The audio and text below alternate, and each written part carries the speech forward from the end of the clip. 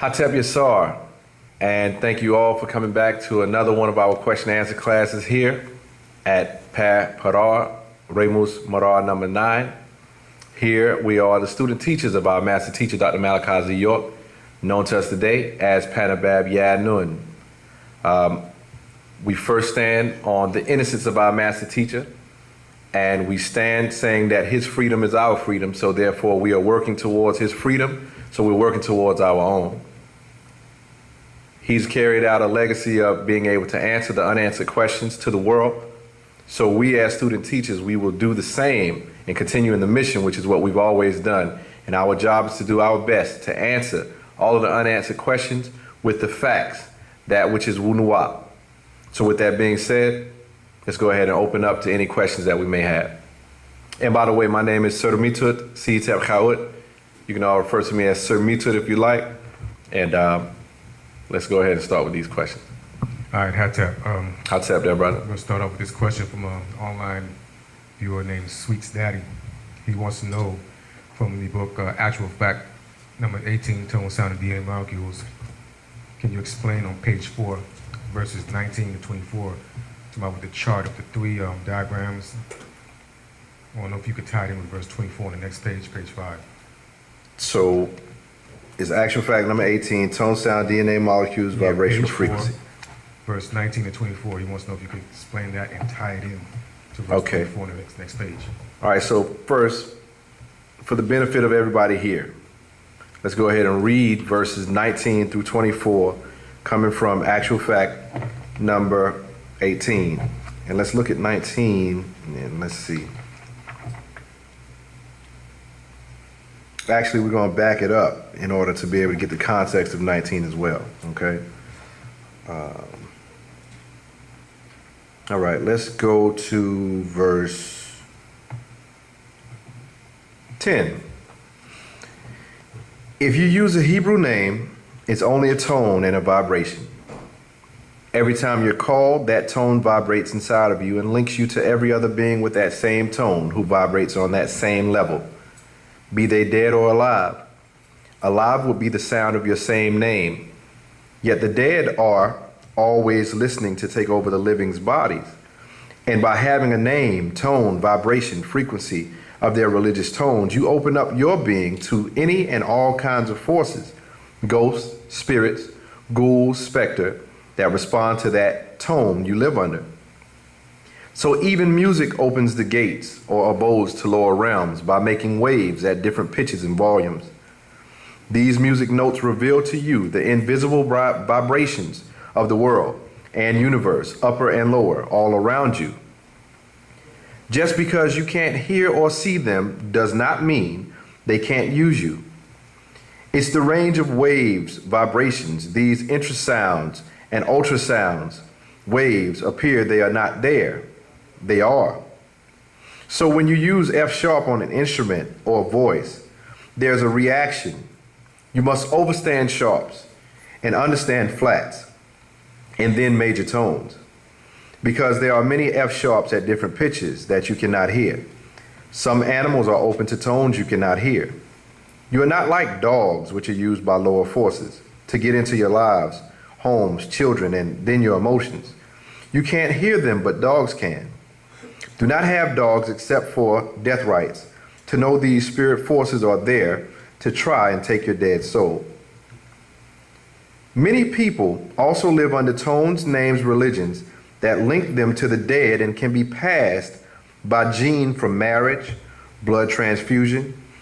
Things like drinking too much ether alcohol, drugs, and even music can open you up.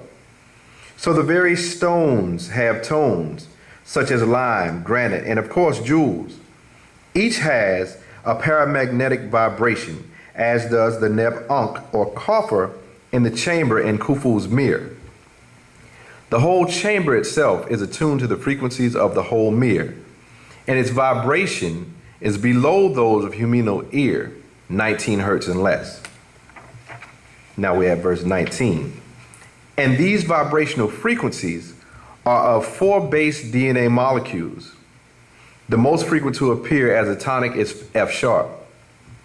So the frequencies in base DNA are harmonically ordered and perfectly in line with the frequency of Pt.1 of the planet Earth. Then we have those diagrams that he was speaking about. And we'll mention those diagrams in a moment. 21. So in fact, all frequencies turn out to be particularly related and can be pleasing or painful, can make you sick or heal you, give life, cause death, build or destroy. Number 8 as in octaves. We ancient ones knew the correlation between harmonics, stones, the planet Earth, and electromagnetism, unison or agreeing tones on same pitch to become one. The mathematics of frequency occurring in the planets, Earth, and others cycles are in tune. Now verse 24. And also at a basic level, your physical body overstands this, and in the right state of mind or trance state, opens up the mental abode. Pt.1, or seed of Caucasoid, want all to speak on their tone. Listen to how they speak, not from their solar plexus, yet from the nose, to affect your nose gate. The bunch of sweet-smelling flowers, a symbol of what you breathe in and how smell affects your whole being. So they wish all to talk as they do. And this is nosology, science of disease. Or he is a nosologist of nostalgia, house of sickness, by the nostrils. Now stop and listen to how they speak. Listen to where the sound is vibrating from, their noses or snout and or mane. And if you look up leprosy or Hansen's disease of lepers and how it affects the nose and breathing, Leviticus chapter 13 in their Bible, how leprosy affects the skin tone, hair texture, Leviticus 13 verse 30, or transforms one from Negroid to Caucasoid.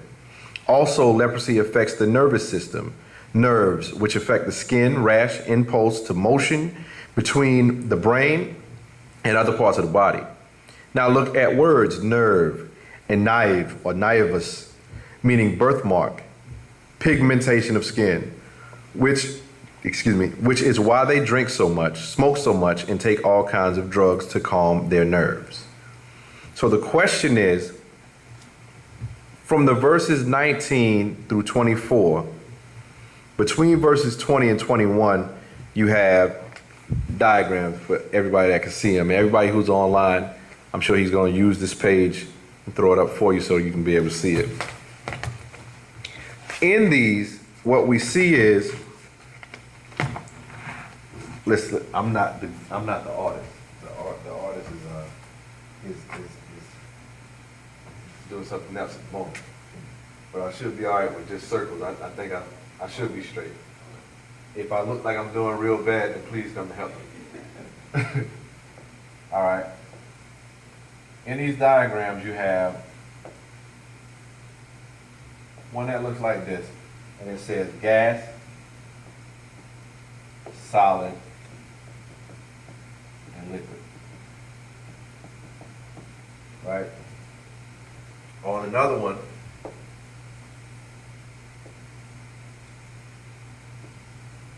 yeah, 33 and a third, 33 and a third, 33 and a third,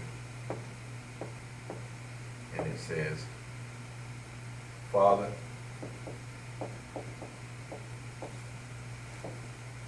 Mother, and child. Then you have another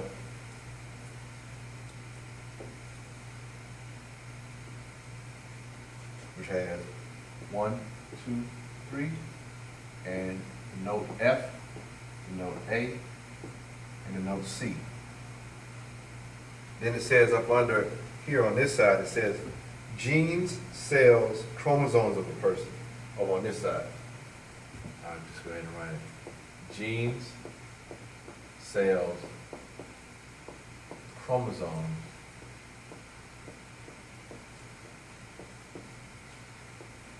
of a person. It says mothers female tones, is this looking real bad to y'all right now? Or high pitched? No, It's not looking real bad? Is that what you're saying? that's Okay, appreciate that. High pitch or sharp. In music, the number symbol is what you see as a sharp, okay? It says fathers,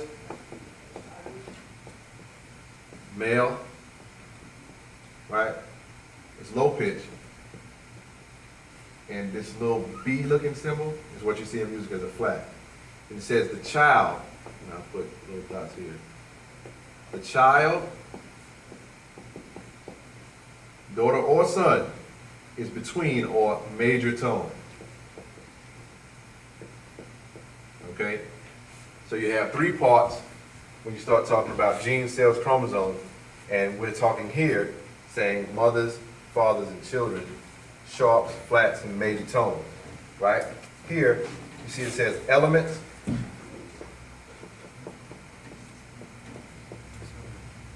atoms, and chemicals. It says the makeup of matter, things. And here it says notes. Creates harmonics, right? And then there's a box under all of it which goes and does this. If y'all taking notes or what have you, I'm gonna have to erase this in a second, but just so you can see it for right now. You see, it's got 1, 3, 5. On the 1, it's got mother. On the 3, it's got father. On the 5, it's got child. Right? And it says harmony. All right? So that's what the person who's asking this question right now is looking at for everybody who doesn't have the book on hand. And of course, it looks a lot neater than what I got on here right now. How you doing? Good, how are you? What's going on, brother? All right. All right. So what it's showing here is, says all frequencies turn out to be particularly related. It can be pleasing or painful, can make you sick or heal you, give life, cause death, build or destroy. Right? Like it said in verse 20, it says the frequencies in base DNA are harmonically ordered and perfectly in line with the frequency of Pt.1 or planet Earth. If you all can recall, or those who were here for the class where he taught us on, what was that? That was the class where we received Ma'at True Justice. It was read, I think Ma'at True Justice was read about, it's been read about 3 times, I think. And this is where he was explaining how us chanting in the tones of F major, having that F, that A, and that C, and our bodies were in tune with the key of A for our body. F is for the planet Earth, and C is for natural nature, right? Looking at this, the Master explained, 1, that our bodies were made in a way to be able to receive frequencies. Like he said, look at your fingers, for instance. Your fingers are broken off into 3 sections, right? Look at your arm. Your arm is broken off into 3 sections. You have your hand area, you have this forearm area, and then you have your upper arm. Your leg is made in the same way, where you have your foot, then you have your lower leg, then you have your upper leg. Your body is created in a way to where it receives on a harmonic level as well. When we start talking about each one of these things, when you see that there are 3 parts to each one of them that creates that harmony, this is what's called a triad in music. In music, who in here plays an instrument at all? All right. What instrument you play? piano. Piano. All right. So great. Can I erase this top part real quick? Everybody keep these in mind, okay?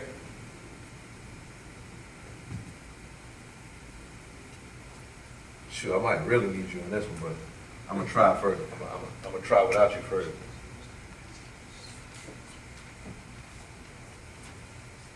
Because this is another diagram that is in there. Let's see. 1,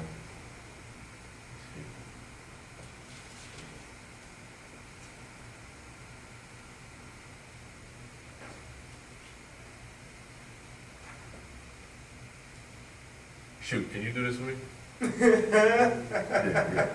about to get real ugly. If you can do that for me, that'd be so important, brother. You need another color?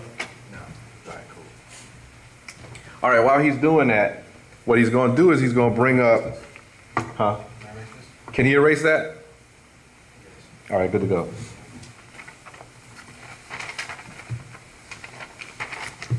All right, so what it's saying here, first off, is it's talking about how all these things are dealing in harmonics. And when you're dealing with triads, obviously that's dealing in threes. How's up there, brother? How you doing? All right. So obviously we're dealing in threes. So the brother's asking the question, and I'm gonna go ahead and jump into that part. 24, if I can see it right. In music, or what they call music theory, when you're creating a triad or a chord, right? Music is based on intervals and it's based on the relationship from one note to the next. Really talking about the distance from one to the other. So when you end up seeing stuff like 1, 3, and 5, it's not so much that it's a esoteric code as much as that's the math of music, if you would. And it has to do with the distance between each one of these. If you have a particular formula for that distance, then you'll get a particular sound.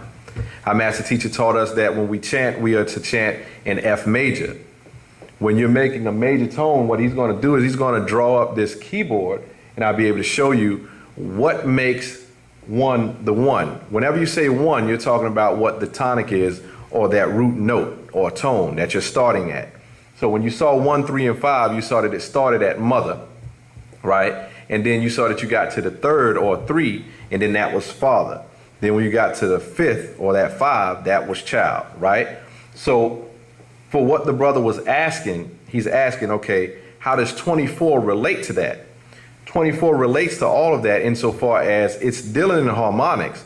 But when you go down to verse 21 up under the diagrams, for anybody got the book on hand right now? All right, so you're looking right there. He's got mine, right?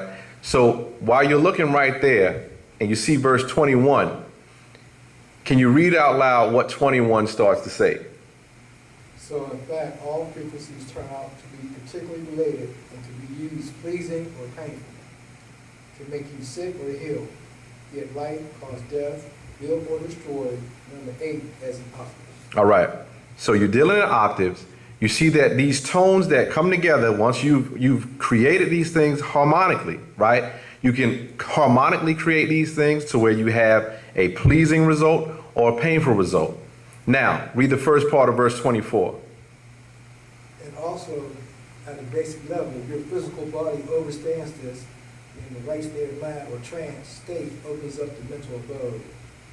Keep going. Pa Nakat, Nanum Ka, or the seed of Caucasoid, were all to speak on their tone.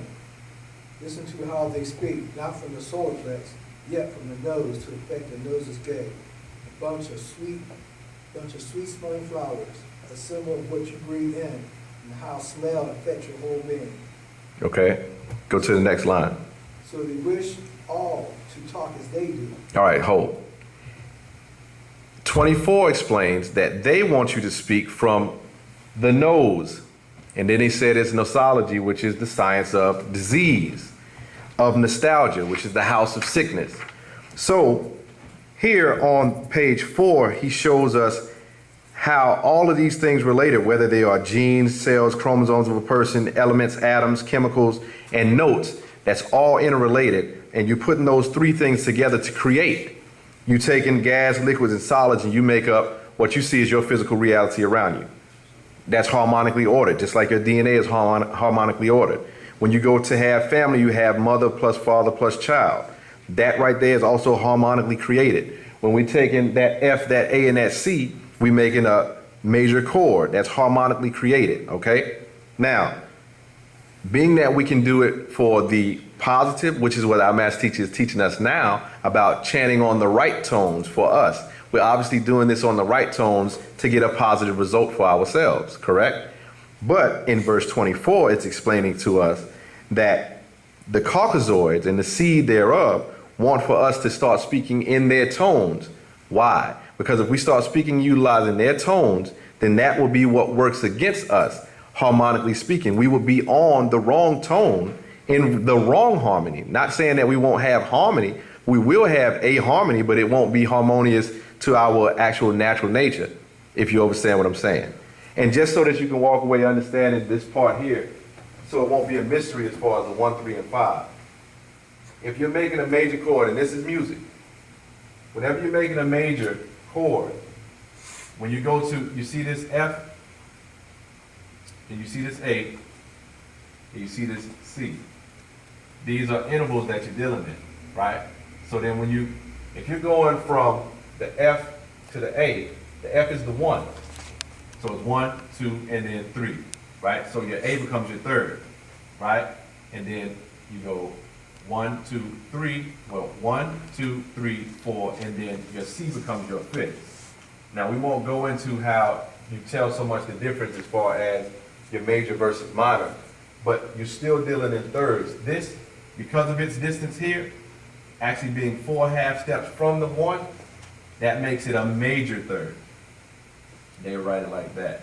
And then this right here being 7 half steps from the 1, they make that a perfect fit.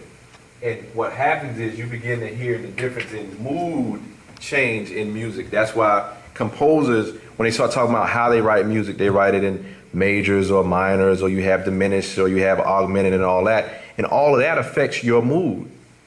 Believe it or not, that's why they say, if you hear major tones, they say that major tones sound more positive, or they say major tones sound happy. They say minor tones sound sad. Then if you just do a little research, don't believe me, check it out, you'll find that a lot of our blues songs and things of that nature are in minor keys. You know, so it all has to do with mood, changing your emotion, and then also if it changes all of that, it affects your DNA as well. And that's what this book really is talking about. That's why it's called Tone, Sound, DNA, Molecules, Vibrational Frequencies.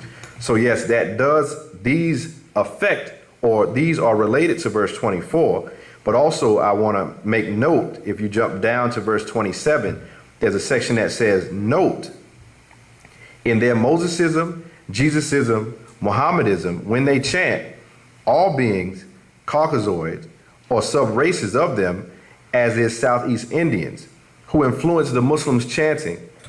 They even call the system gunna, or chanting through the nasal passage to vibrate in the nose, or nasalized sounds. All the religious chanting of Jews, Christians, and Muslims are in those tones, a buzzing sound because most of their noses are closed or blocked. And then when you see on the next page, it shows you another diagram. And then on that diagram, it says the nose to third eye open for Negroids, open air passage. Then it says here on the right of that, nose to closed third eye is closed for Caucasoids because of the closed air passage. So as the master teachers always taught us, here, our nasal is our own personal pyramid as well. They chant from their nose, being that that passage is blocked.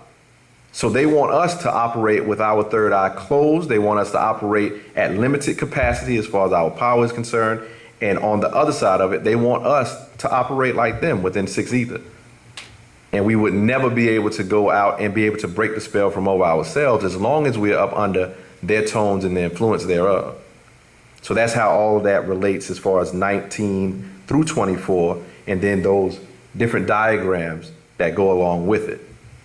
So hopefully that answers your question, brother. And if you have any further questions, please make sure that you go ahead and feel free to put more questions in. All right, this question is coming from a person named Kobino Ray. They want to know, can you explain the difference between a hemorphodite and a hermaphrodite? All right. Not a problem. In our language, we call them muknashu, or muknashtwi, if we was, speaking as far as two of them. It's simple. Hermaphrodite and hermaphrodite. The master teacher explained a hermaphrodite is physically male while spiritually female. A hermaphrodite is physically female while spiritually male. So they operate on both of those frequencies, or what we call a double resonance frequency. And the difference is simply you can take the he and her from the beginning, and it lets you know physically which one is which from that first, the prefix of hermaphrodite or hermaphrodite. And hopefully that clears that up. Yeah, I think that did. This other question is coming from a person named Shauna. She said, I've heard the stories from Malachi Z. York in reference to Amun-Re, Amun, Anu, all being the same in different spaces of time. Based on where we are today, is this still a valid comprehension? Say that one more time. He said she's heard the master teacher reference Re, Amun, and Anu all being the same person in different spaces of time. And she asked, based on where we are today, is this a valid comparison for now? I would say yes, first and foremost, because our master teacher has explained when you're dealing with Re, you are dealing with that being that as we say, Pa'aktor Ay-Re, the Most High Re. Now, he's told us that there are different, like she said, places in time. That's about the most of what he's given us so far. I don't have further build to be able to tell you more as far as why it is what it is, but that's exactly where we are right now when we're dealing with Anun-Re, Atum-Re, Atun-Re, and Amun-Re. But these are the phases in which Re is at that point in time. Okay, she asked that question because it leads into another question. She said, if this is, she wants to know, well, if this is correct, who should our prayers be addressed to now? So that was the setup. I got you. I was looking for the setup. Yeah. What do you say, waiting on the other shoe to drop? Yeah. So who should we address our prayers to now in the fundamental operations of prayer? Okay. 2 times a day, blessing food, well-being, ritual intent, clearing the space, etc. If it should be directed to our God selves, then what goes ahead of us? Right, okay. Yeah. All right. The first thing that I would say is, if you can recall, our math teachers always taught that our prayers were going inward rather than outward anyway, being that we are indeed connected to our ancestors. So our prayers weren't ever necessarily just saying, okay, I'm praying out to some unknown being, I don't know where that being is or what have you. Everything has been connected to us because being that we exist, we know that those who came before us exist. So therefore our prayer, instead of going this way, it goes this way, right? When we go and we chant as we're taught to chant with our elders here on Thursdays, right? And we've been giving these chants. We have chants that are for our ancestors. We actually have prayers for our ancestors. We also have prayers, he explained, you don't pray to the Natharu to help you as an individual. You got your own salafu for that. He explained when you pray to the Natharu, right, that's a prayer for some other being, someone else. But you have your own personal guides being your mother, father, grandmother, grandfather, great, and so on and so forth. So he made sure that he expressed that there was the difference insofar as that. Now, when it comes down to talking about Ray, of course we have chants dedicated towards different beings. Once we get to the end of our chants, we also make sure that we call out all the 99 names or the sacred tones that we've been given as well. So we still address each one of these beings at those times as well. And we remember that there is more as far as being able to understand a more personal meaning because those beings exist within us as well. It's not just us praying out to some being on the outside of us that's going to work for us. If we go to 2 books, and this is extremely powerful thing for us to be able to grasp.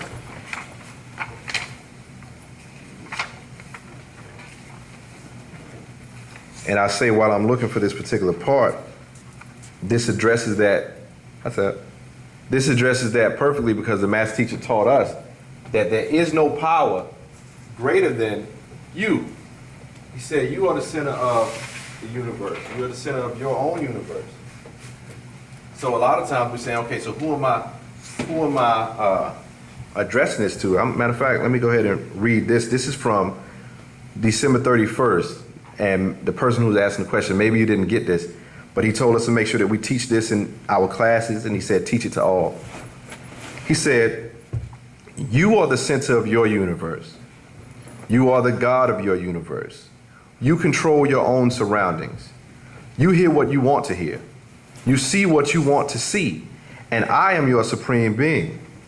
Your mother is the God of her universe. Your father is the God of his universe. Together, they became one in a dual verse. They created you to form a triverse. Still talking back to what we were talking about as far as triads being made right there. So you all were multiverses in the omniverse. When we gave you the ability to speak and articulate 54,000 years ago, you were supreme beings. Since then, you have regressed from supreme beings to humans, to man, to mammal, and when you started eating flesh of animals, you became beasts. The chicken is the same as the pig, let's just be real. Who gave you the right to eat other living creatures? Sub-races were created from you while you were at human being stage. Dravidians began to speak and articulate 30,000 years ago. Caucasus created 9,000 years ago, began to speak and articulate 6,000 years ago. However, as soon as they were created from you, they regressed straight to beast. The divine supreme part of you is your spirit. You regressed from supreme being to human being when you became flesh. The bacteria that makes up the flesh is what holds you here. When you are in your divine state, you will be able to use 100% of your brains. Can you imagine that? Imagine using 100% of your brain and you have a thought about love. You would literally love yourself to death. In order to return to your divine self, you must clean yourself inside and out. You must also go within and bring out your inner self. You see, the trick is to get your divine supreme self out of your body without dying. Then you will all become one in all. So ultimately, he's expressed to us that there is no being higher than you, but you have to be able to go within to yourself and pull that divine out of yourself.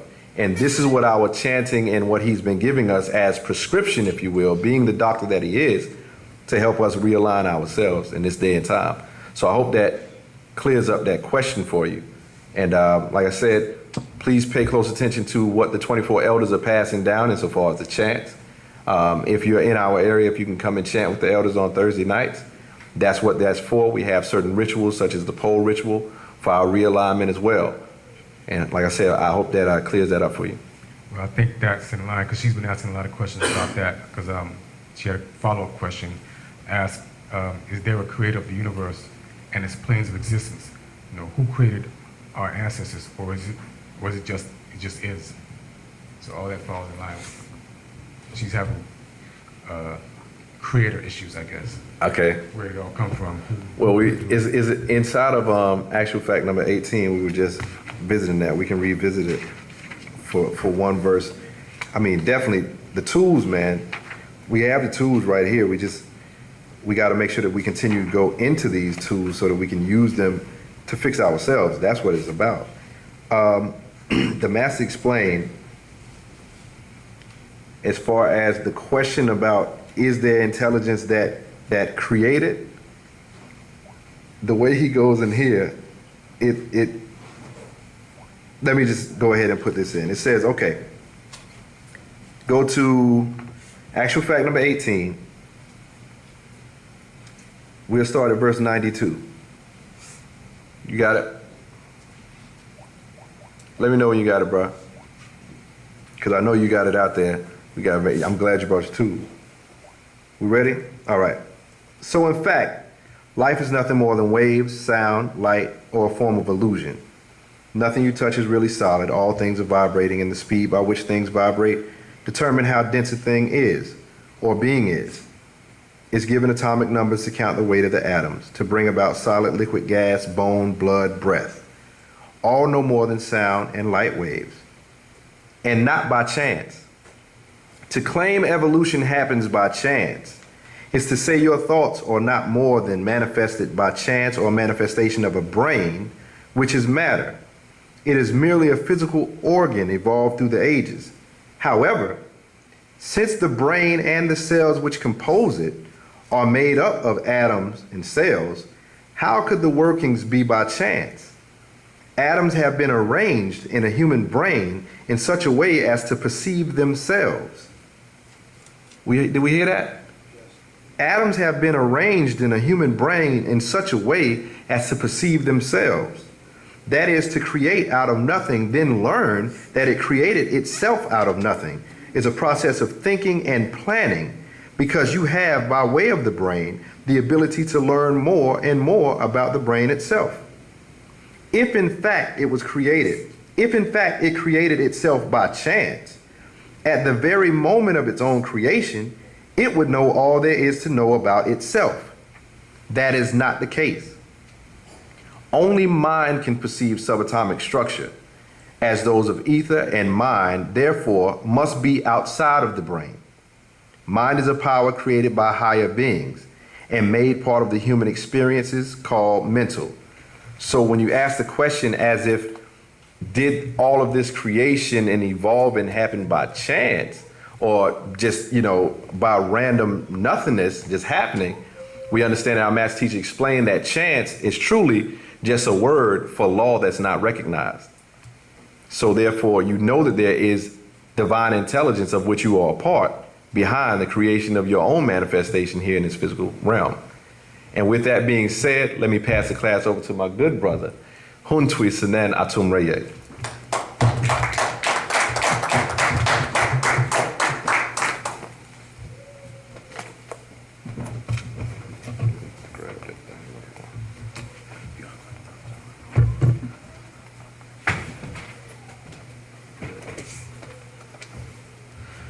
Hatep, my name is Huntwi Sanan Atum Reye, a student of the master teacher, Pandabab Yanun, also known as Dr. Malachi Kobina, so Doc York, the master teacher of this day and time, the savior to the Africans here in America, in the West, and around the world.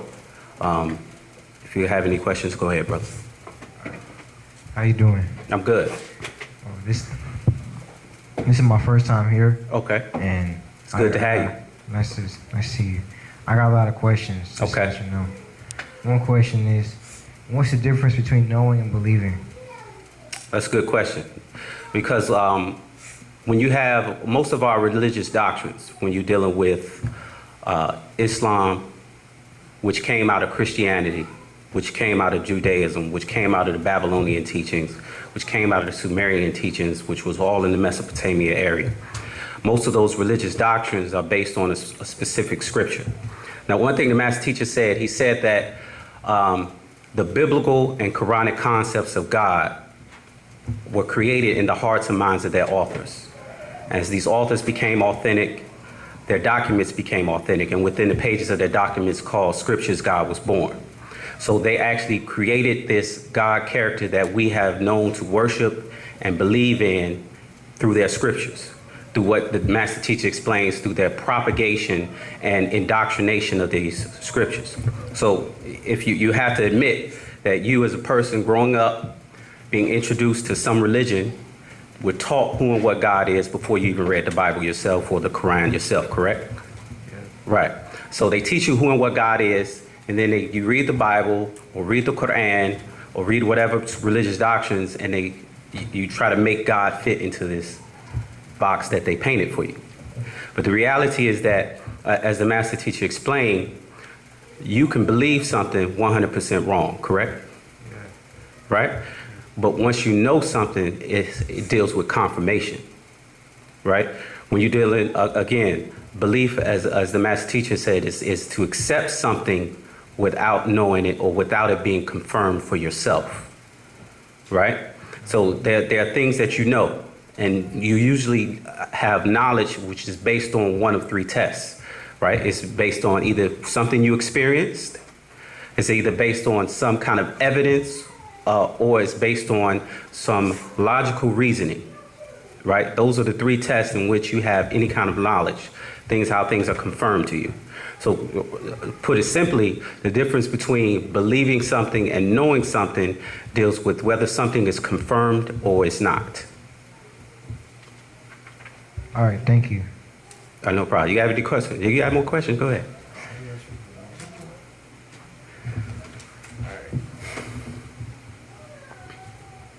All right. What is really going on in the music industry? Well, you have to, when you're dealing with music in itself, the good brother here, Sermitud, who is a musician, you know, really knows a lot about the music and the tones and different things of that nature. This is something the master teacher is teaching us, that you're dealing with tones, sound, vibration. It all relates to everything in existence, because everything that exists has some form of resonance. You look at the physical world, for instance. It's composed of atoms. That's what we learn in basic science, correct? Yeah. And that atom has a nucleus, and it has electrons which orbit in specific patterns around the atom, around the nucleus of the atom. All of that causes a vibration. That vibration lets off some kind of resonant frequency. You follow? So everything in existence has a tone, has a vibration, has a resonant frequency that relates. You have what it called. You have what is called in the planet Earth. It has a resonant frequency. It vibrates on the note of F, right? You have the human body, which vibrates on the note of A, and you have things which in natural nature vibrate on the note of C, right? I'm gonna read something. This is from Tone, Sound, DNA, Molecules, Vibrational Frequencies. This is actual fact number 18. We're on page 19, starting at verse 129. All right, you have, it says, they ascended up, let's go to 128. The adverse forces of all others is not for you and will kill your energy. The 6 ether beings are adverse to 9 ether beings, or you, Negroids. They ascended up into the material or physical world by tones, sound, music, names, titles, and their link to sound. The Caucasoid decides which music becomes hits. He will pay the Negroid to make sounds that will cut them off or make them kill. He will only allow in the sounds tones which he can use against you. If you don't make what he wants or needs, he will, if he likes, your looks. Take your tracks and reproduce them and add tones. He will choose Negroes who hate self and kind to become companies and give them sub-labels. Shoot videos or cinemas that help his cause and destroy your minds and children. He loves gospel, hip-hop, but hated reggae and African music. So no Negroid movie star or rapper or producer is there because they are good, not at all.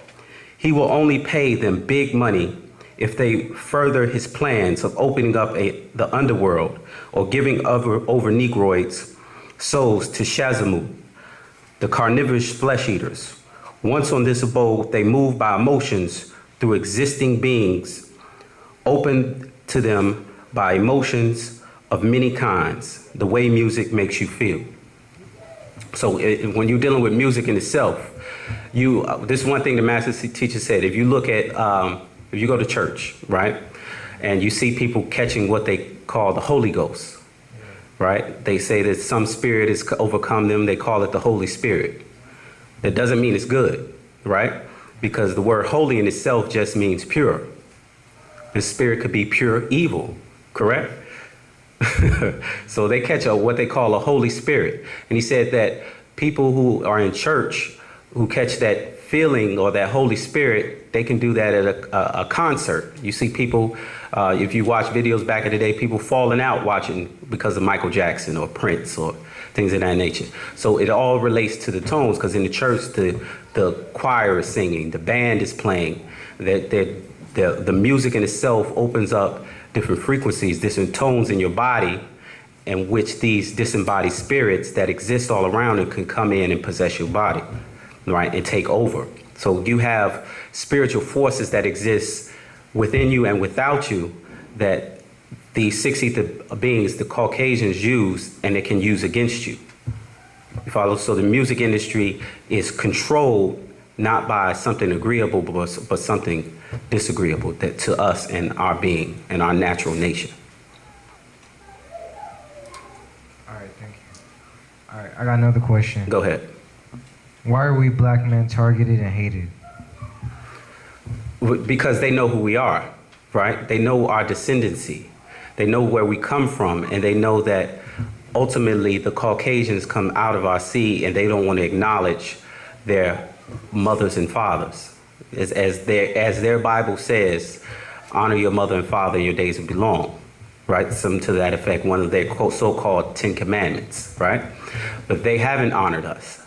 You know, they are working for their overlords or their creators, who are beings known as the Pleiadians, right?